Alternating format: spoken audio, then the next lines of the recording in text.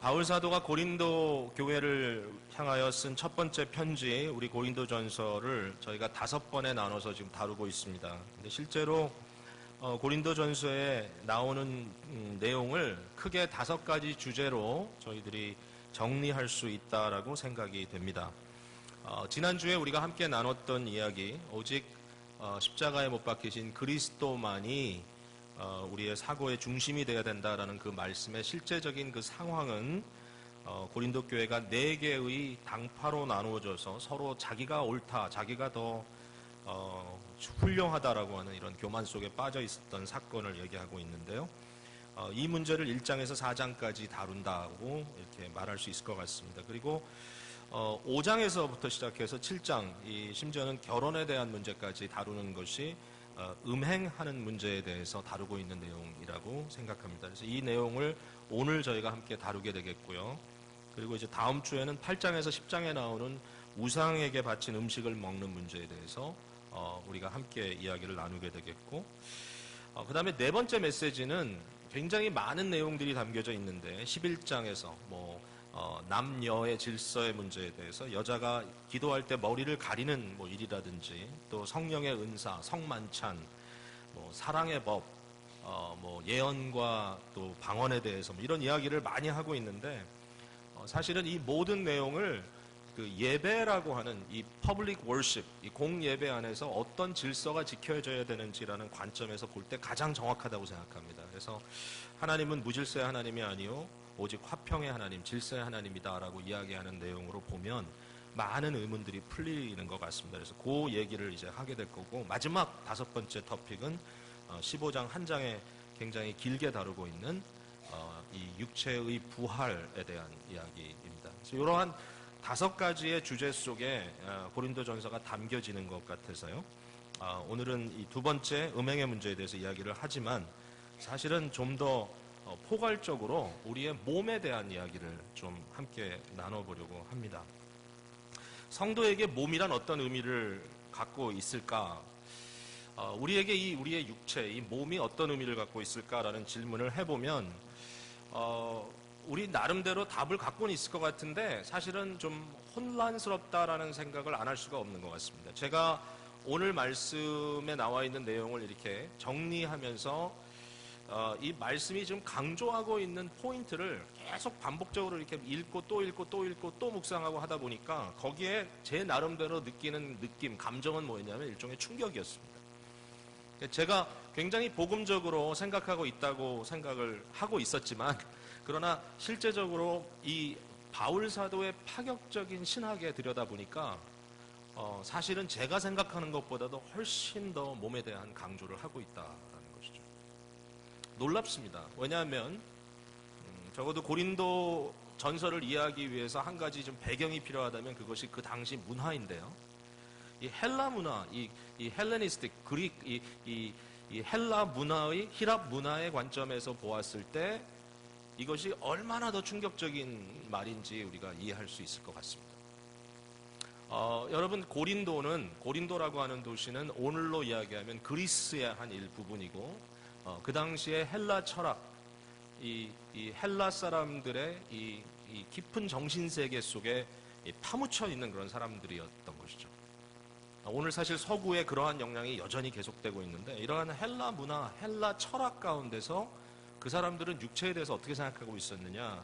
그 답은 보편적으로 이야기하자면 다음과 같은 겁니다. 즉, 다시 말해서 인간의 육체는 세상의 모든 물질과 마찬가지로 그 자체가 악하다라고 생각을 하는 것입니다.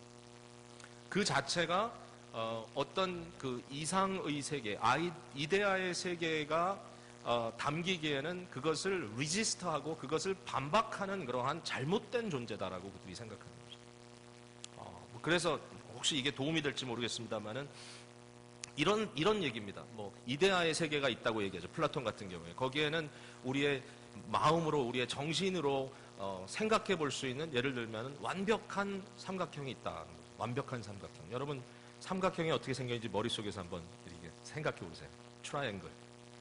근데 이 이데아의 세계 속에 있는 삼각형은 완벽할 수 있습니다. 완전한 삼각형, 우리가 생각할 때. 그러나 이 완전한 삼각형을 이 세상에 물질적으로 표현하려고 하면 절대로 완벽할 수가 없어요. 왜냐하면 물질이 그것을 리지스트하고 있기 때문입니다. 뭐 예를 들자면 여러분이 종이 위에다가 완벽하게 삼각형을 그렸다고 생각해 보십시오. 정말 아주 얇은 펜을 가지고 아주 좋은 자를 대고 또 각도까지 완벽하게 맞춰서 이 라이트 트라이앵글을 딱 만들어 가지고 여기다가 그려놨는데, 문제는 뭐냐면 만약에 여러분이 그것을 현미경으로 들여다보면 역시 그 속에 그 페이퍼 위에, 이 종이 위에 펜으로 그린 그 삼각형은 절대로 온전하지 않다는 것이죠. 울퉁불퉁할 거라는 거죠, 여전히. 그게 바로 물질의 문제라는 거예요, 이 사람들이 생각하는.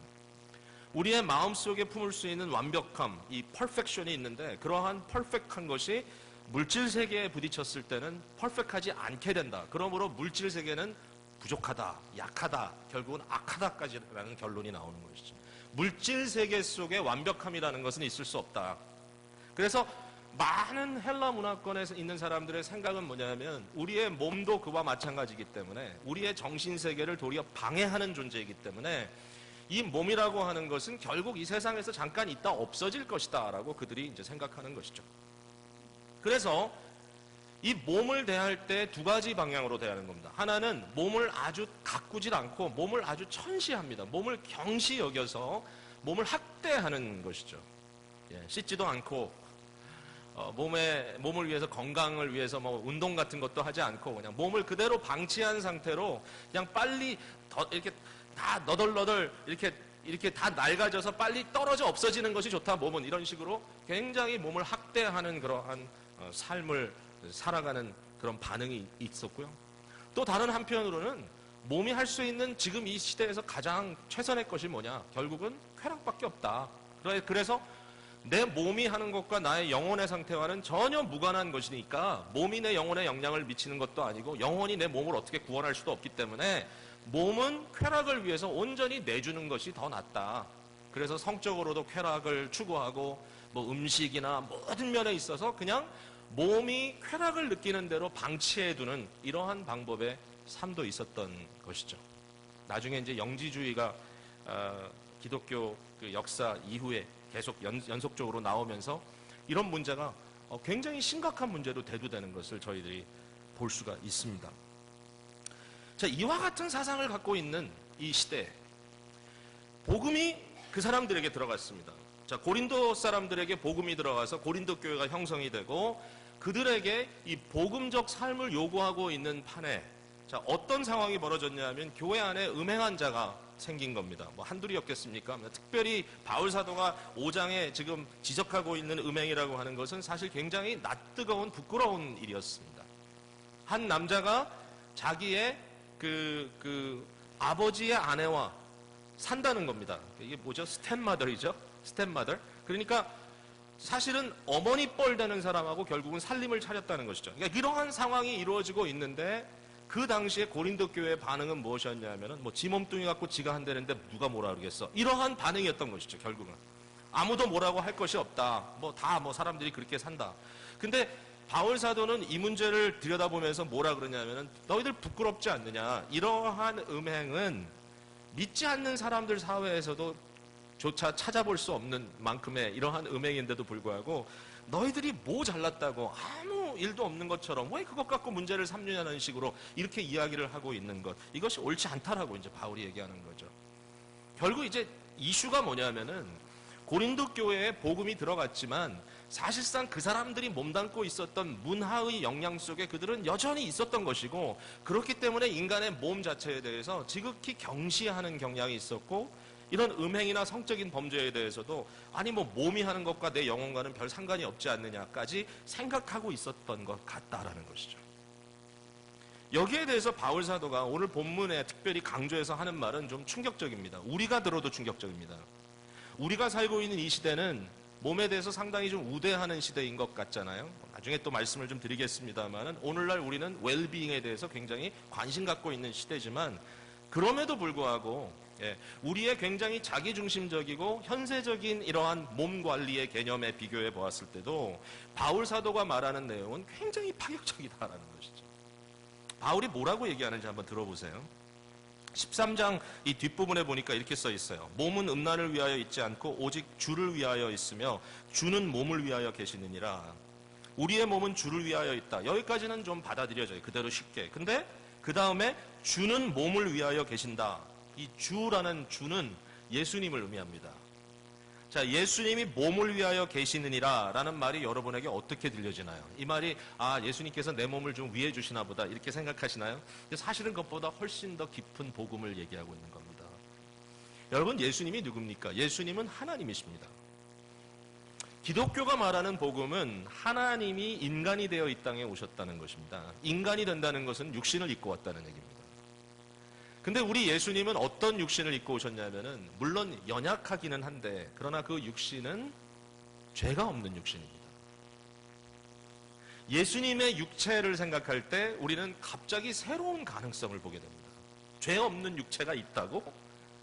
죄 없는 몸이 있다고? 어떤 몸 자체에 그 몸이 온전하고 거룩한 몸이 있을 수 있다고? 라고 하는 가능성이 열리는 겁니다. 예수님이 그 몸을 가지셨기 때문에.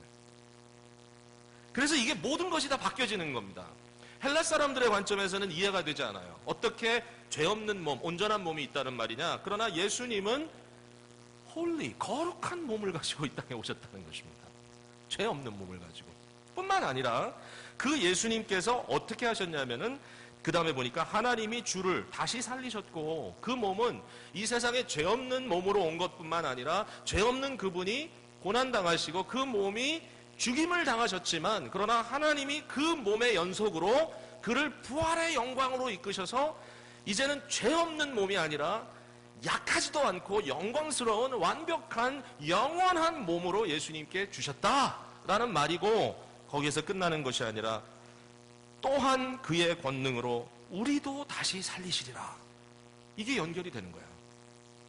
그러니까 바울 사도는 예수 그리스도의 복음을 근거로 해서 즉 예수 그리스도의 십자가 사건과 이 그리스도가 이 땅에 오셨다는 그 사건 그것을 주해 나가면서 얻는 결론으로 인간의 몸, 우리가 지닌 성도의 몸이라는 것이 헬라 사람들이 말하는 것처럼 경히 여겨서는 절대로 안 되는 것이기 때문에 음행은 옳지 않다라고 지금 반박하고 있는 거예요.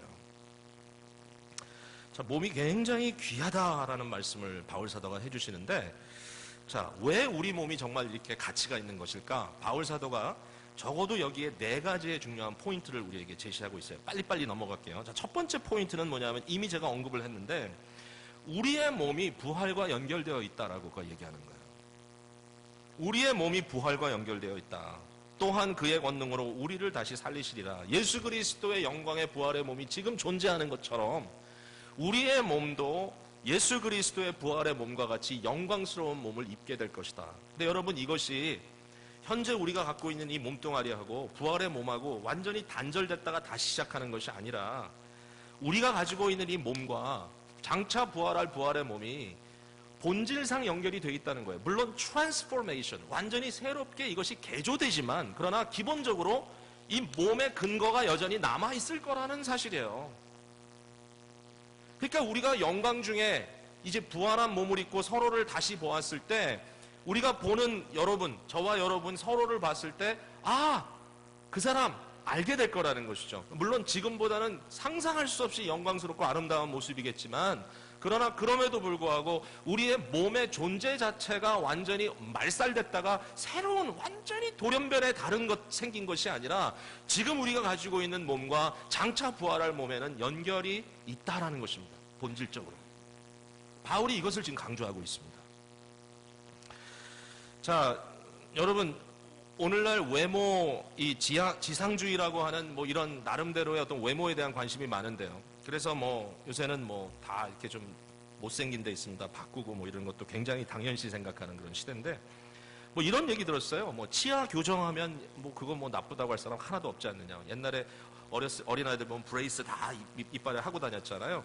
그러면 뭐 그거는 뭐 당연히 생각했다면 뭐 이제는 치아 교정뿐만 아니라 얼굴에 웬만한 건 교정해도 그 문제가 안 된다. 완전히 어떤 그 교정에 대한 개념이 완전히 바뀌어가지고 많은 사람들이 굉장히 당연시하는 시대거든요. 자, 이게 그러면은 몸을 위하는 것이 아니냐라고 생각할 수 있는데, 그런데 우리가 한 가지 놓치지 말아야 될 것은 바울 사도가 몸의 귀함을 얘기할 때 이것을 지극히 나르시시스틱한, 즉 자기의 영광을 위하여 이 세상에서 자기가 좀 더 표지가 예뻐 보이기 위해서 하는 그러한 개념을 갖고 얘기하는 것은 아닙니다.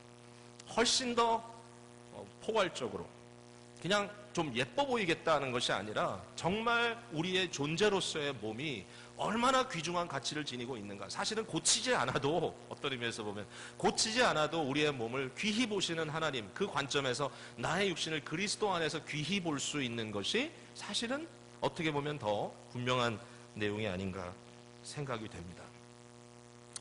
여러분, 안타깝게도 우리가 부활에 대한 이야기를 하면 저도 마찬가지인 것 같아요. 먼 장래의 얘기를 하는 것 같아요. 우리 몸이 이 땅에 있다가 결국 죽으면, 병들어 죽으면, 늙어 죽으면 이것이 다 썩어지고 다 완전히 한 줌의 흙이 돼버릴 텐데, 부활에 대해서 그건 뭐 믿지만, 그러나 그건 진짜 장래에 어떻게 어떤 모습으로 기적같이 이루어질지 모르겠지만 그건 나중 얘기다라고 생각하는 사람들이 많이 있을 거예요, 아마도.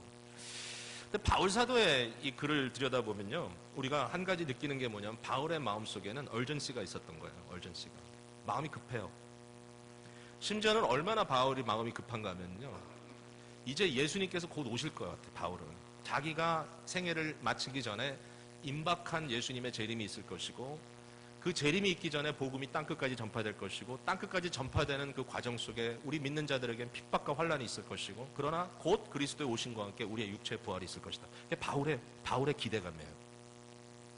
그게 바울의 기대. 그러니까 지금 3차 전도 여행을 하고 있는 바울이 에베소에서 고린도 전서를 쓰고 있습니다. 그리고 그가 마음속에 갖고 있는 생각을, 이제 내가 로마로 가리라. 로마에 갔다가 로마 사람들이 나를 도와주면 내가 땅끝인 서바나, 스페인까지 가겠다.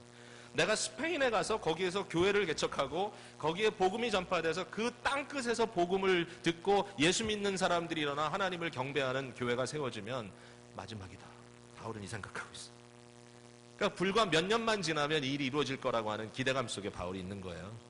그래서 여러분, 지난주에 말씀 묵상하셨겠지만 이제 계속 고린도전서를 읽다 보면 7장 같은 경우에 결혼에 대한 이야기가 나옵니다. 굉장히 소극적입니다, 바울은 이 부분에 대해서. 결혼 나처럼 하지 마라. 그리고 심지어는 약혼자가 있어가지고 지금 결혼을 준비하고 있느냐? 만약에 그 약혼자도 내가 지금 하는 이런 이야기를 이해할 수 있어서 너와 함께 합의할 수 있다면 결혼하지 말고 그대로 지내라. 왜 그랬죠? 바울 사도는 지금 환난과 핍박의 시대고 빨리 복음이 전파되면 부활의 영광스러운 몸을 우리가 잊게 되기 때문에 이 땅에서 결혼이라고 하는 어떤 그런 차원에서의 행복에 대해서 너무 집착할 필요가 없다라고 생각하고 있는 거예요, 지금.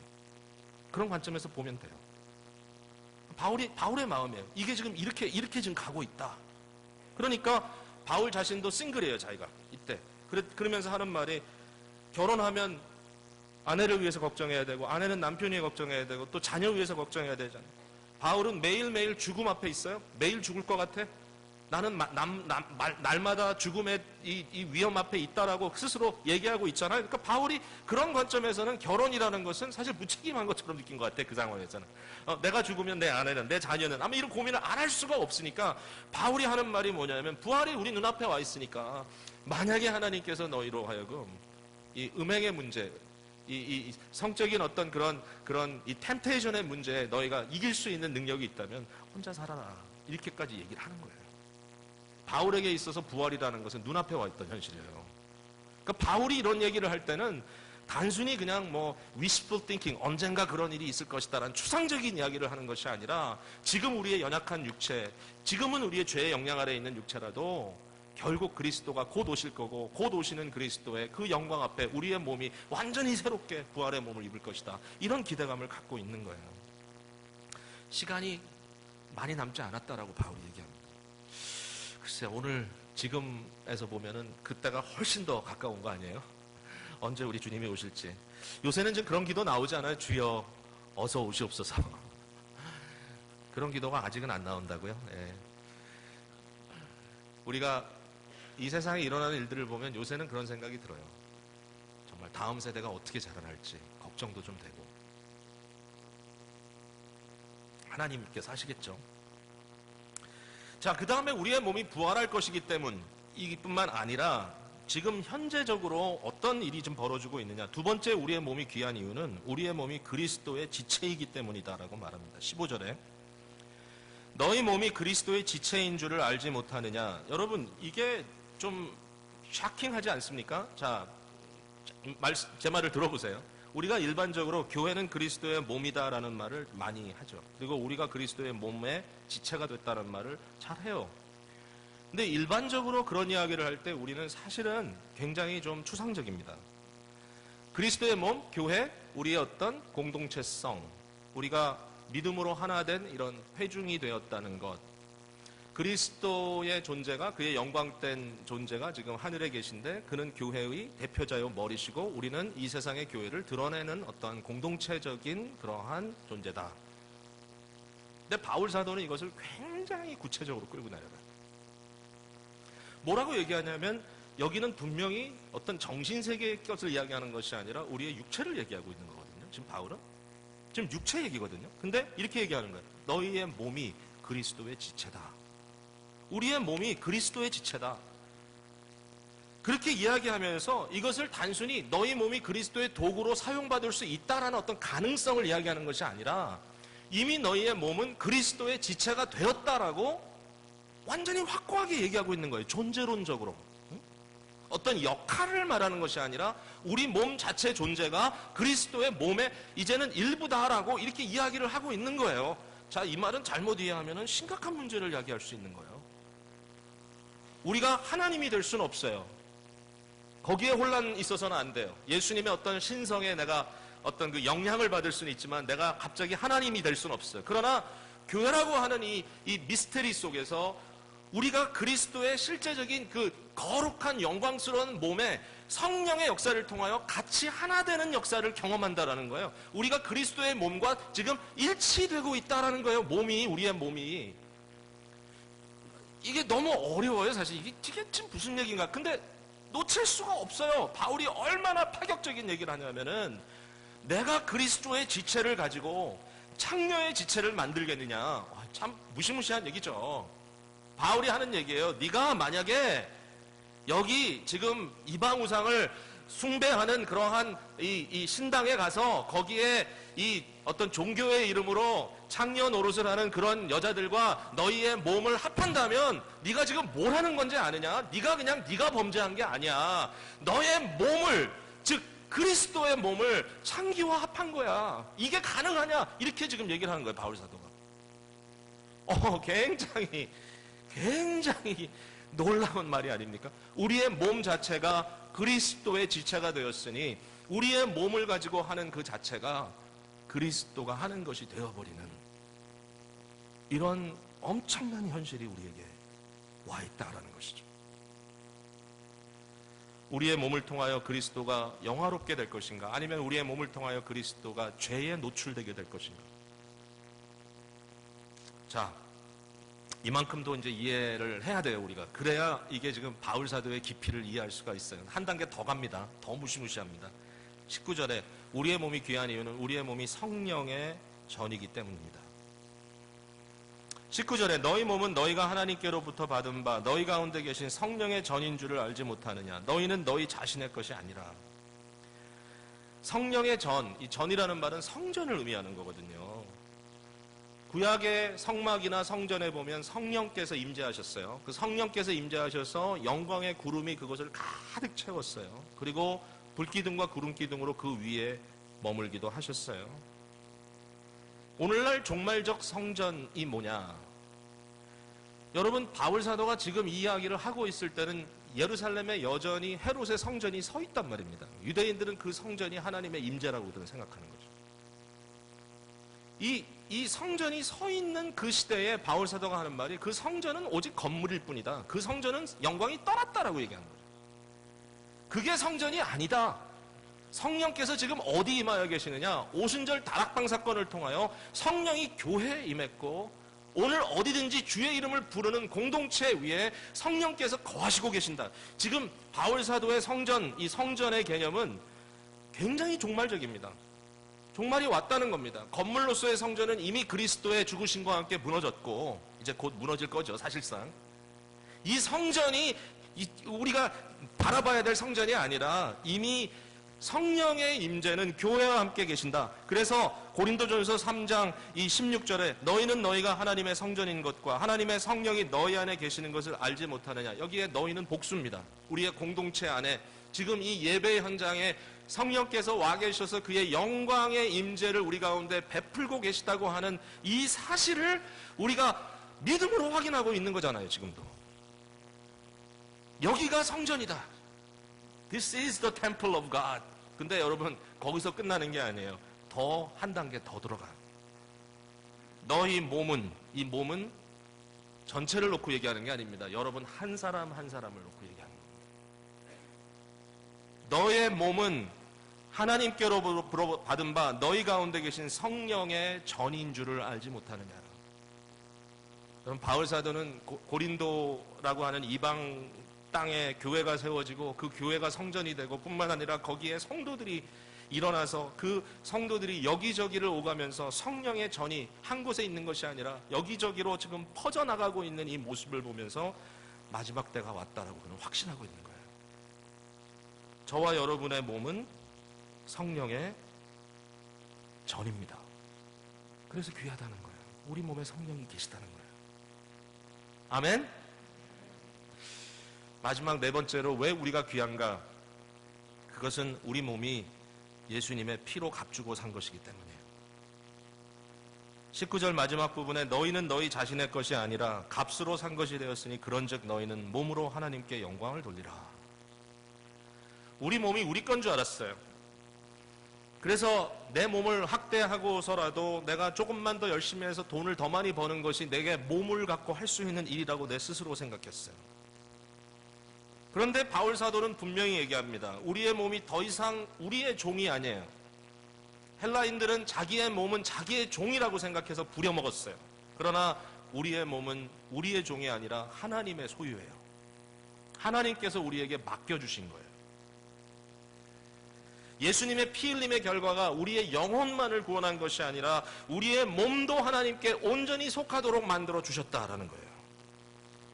그 모든 것의 결론이 뭐겠어요? 우리의 몸은 하나님의 것이고 그러므로 이 세상에 존재하는 우리의 몸을 통하여 하나님의 영광이 반사되도록 하나님의 영광이 비추어지도록 우리가 몸으로 하는 모든 것들이 우리의 몸의 성실성과 우리의 몸을 관리하는 그 모든 그 열심을 통하여 드러나는 우리의 몸을 통한 증거들이 하나님의 영광을 반영하는 것이 돼야 된다라고 말씀하시는 거예요.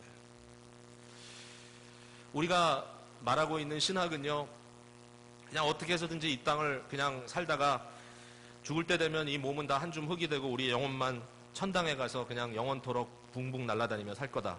이런 식의 생각을 하는 것은 굉장히 값싼 도구입니다. 우리는 지금 이미 우리 가운데 임하신 하나님의 다스림, 예수 그리스도를 통하여 하나님의 다스림이 이미 우리 위에 있다라고 하는 것을 믿는 킹덤, 하나님 왕국의 신학을 우리가 갖고 있어요. 예수님이 우리의 주인입니다. 롤드십, 주인 되심이 우리의 영혼뿐만 아니라 우리의 몸도 거기에 포함되어 있다는 사실, 그것도 보통 종기롭지 않은 엄청난 우리의 육체에 대한 강조를 바울 사도가 하고 있는 겁니다. 우리의 육체적 삶이 방종하고 이 부도덕하고 무책임하고 어리석을 수 없는 이유가 하나님의 구원의 계획이 우리의 육체도 하나님의 영광을 위하여 아름답게 하시고자 하신다는 것이죠. 오늘 이 육신을 가지고 우리가 어떻게 그럼 살아야 될 것인가? 여러분 오늘 이제 적용을 하다 보면 굉장히 많은 이야기들이 나올 것 같아요. 그래야 될 것 같아요. 왜냐하면 적용은 정말 무궁무진할 것 같아요. 이 말은 너무 단순하게 답할 수 없을 것 같아요. 그런데 제가 그냥 힌트를 드린다는 차원에서 오늘 바울 사도가 하고 있는 어플리케이션을 그냥 몇 개만 말씀드려 볼게요. 12절에 나오는 얘기예요. 같이 한번 읽어볼까요? 12절 시작. 모든 것이 내게 가하다 하나 다 유익한 것이 아니요 모든 것이 내게 가하나 내가 무엇에든지 얽매이지 아니하리라. 여기에 모든 것이 내게 가하다라고 하는 것은 아마도 고린도 교회 교인들이 쉽게 하는 얘기인 것 같아요. 이 말은 뭐냐면 합법적이다 이거예요. 합법적이다. 또는 모두가 다 한다 이 사회에서. 크리스찬이 질문해야 될 질문은 이것이 합법적이냐, 이것을 세상법이나 또는 심지어는 율법에 빗대어 얘기할 수도 있을 것 같아요. 그들이 복음 때문에 율법으로부터 자유 안 받았기 때문에 우리는 율법주의에 얽매이지 않았다. 그러므로 모든 것은 다 가하다. Everything is lawful. 다들 한다. 이렇게 얘기할 수 있는데 크리스찬이 질문해야 될 질문은 Is it lawful? 이것이 합법적인가라는 질문 정도가 아닌 거죠. 그 다음 단계죠. 그게 뭐죠? Is it beneficial? 이것이 과연 유익한가? 그러니까 우리의 몸으로 해야 할 수 있는 것이 뭐냐? 거기에 대해서 우리는 이것이 나와 내 이웃에게 유익한 일이냐라는 질문을 해야 된다라는 한 가지 어플리케이션이 나오죠.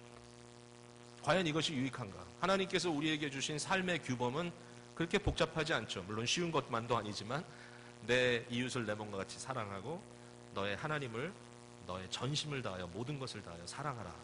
이 사랑의 이중계명을 이루어 나가는데 과연 내 지금 몸의 사용이 유익한가? 그 질문을 던져야 될 것이고요.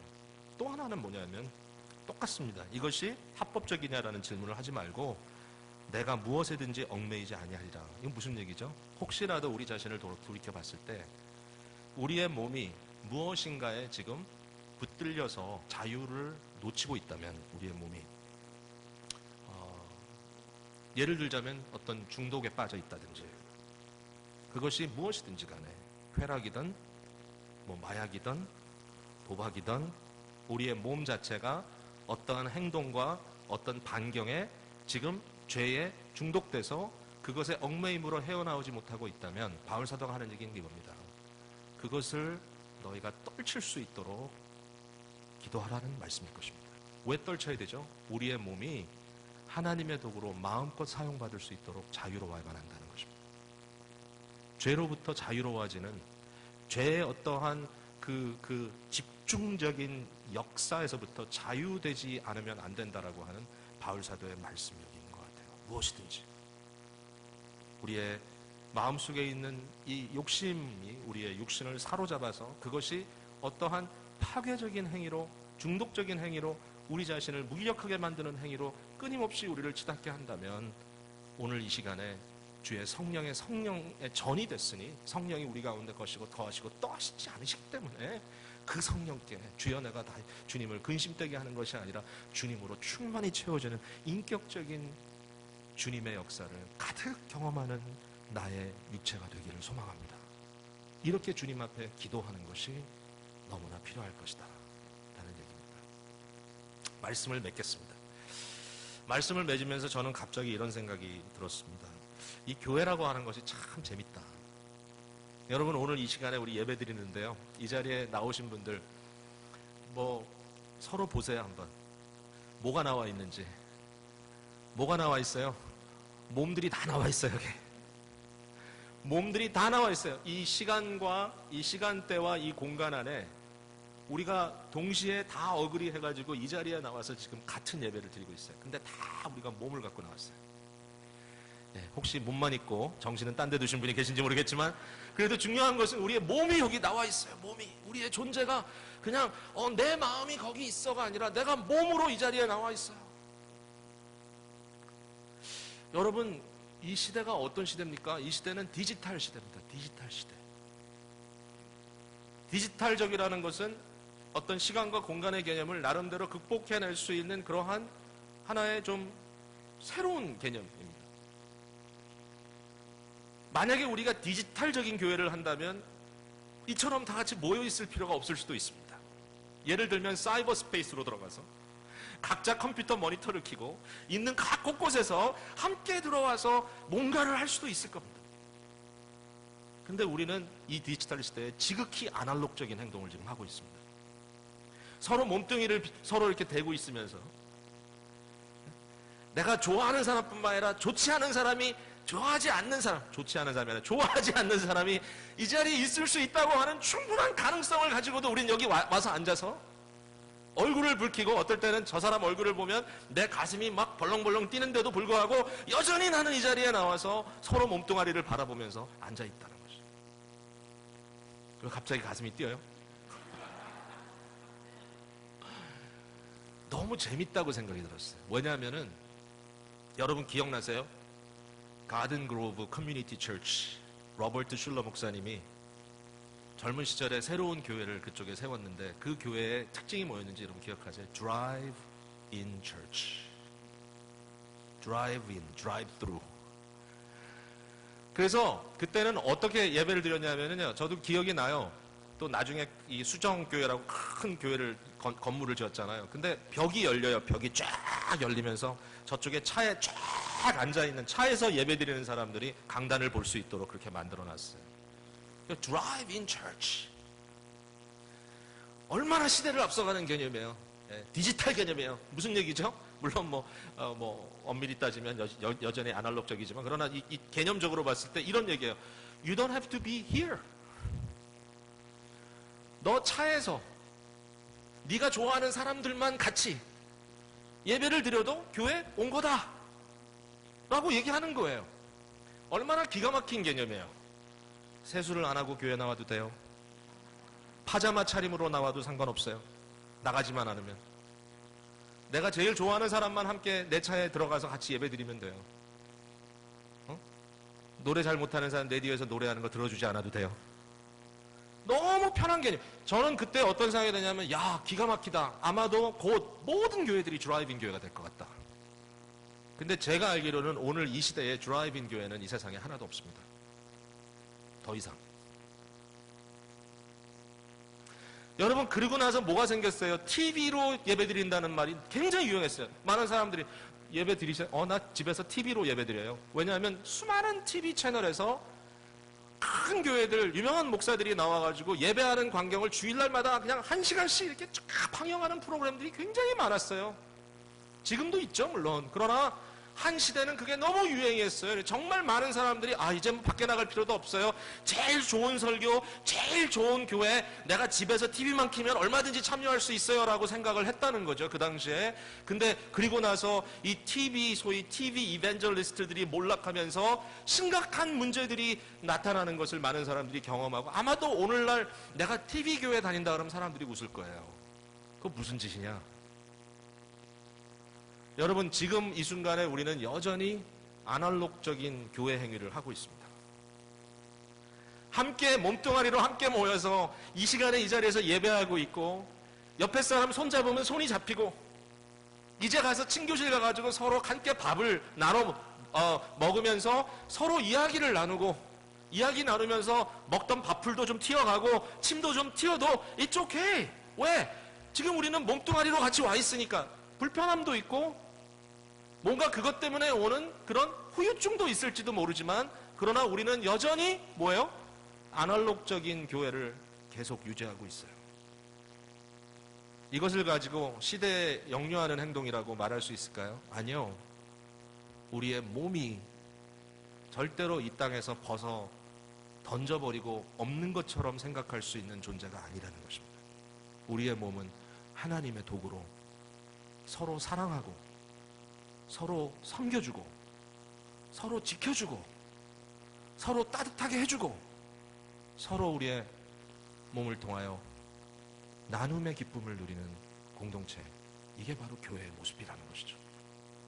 바울 사도가 그러므로 너희의 몸을 거룩하게 하나님께 산제사로 드리라, 이 이야기를 하고 있는 겁니다. 오늘도 이 말씀이 저와 여러분에게 큰 격려가 됐으면 좋겠습니다.